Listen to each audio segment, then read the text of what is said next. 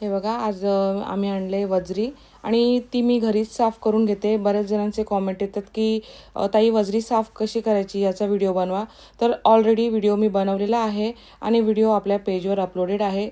यूट्यूबला संपूर्ण व्हिडिओ आहे, तुम्ही बघू शकता। ही वजरी, पाय आणि हे सगळं पहिल्यांदा मी साफ करून घेते आणि नंतर वजरी बनवते। मम्मी आज संडे, आज काय स्पेशल? ये दाखवते। आज मी बनवले मस्त अशी वजरी आणि त्याच्यामध्ये हे बघा पाय